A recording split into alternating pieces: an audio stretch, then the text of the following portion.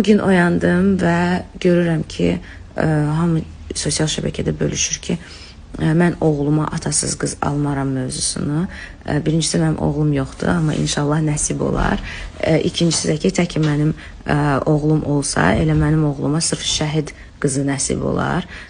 Sırf namusu ilə, qeyrəti ilə atası olmayan, bəlkə də rəhmətə gedən bir kişinin qızı nəsib olar.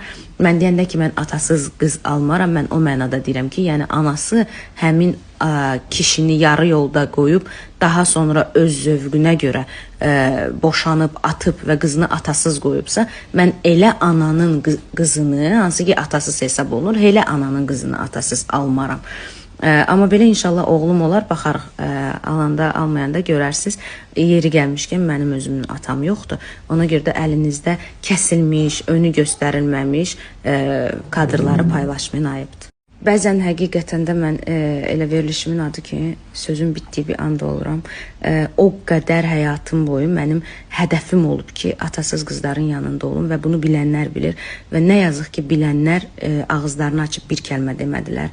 Və nə yazıq ki, həmkarlarım belə, hansılar ki, sosial şəbəkədə tanınırlar, məni tanıya-tanıya, məni bilə-bilə bir propaganda aparırlar. Amma mən yenə də deyirəm, məni onsuz da tanıyan tanıyır və mən hər zaman atasız, namusuyla övlad böyüyən, rəhmətə gedən, şəhid olan atasız qızların mən gözlərindən öpürəm və hər zaman da yanındayım. Həmişə də olmuşam. Bu mənim boynumun da borcudur. Çünki elə birinci yetim burada özüməm, birinci atasız elə mənəm.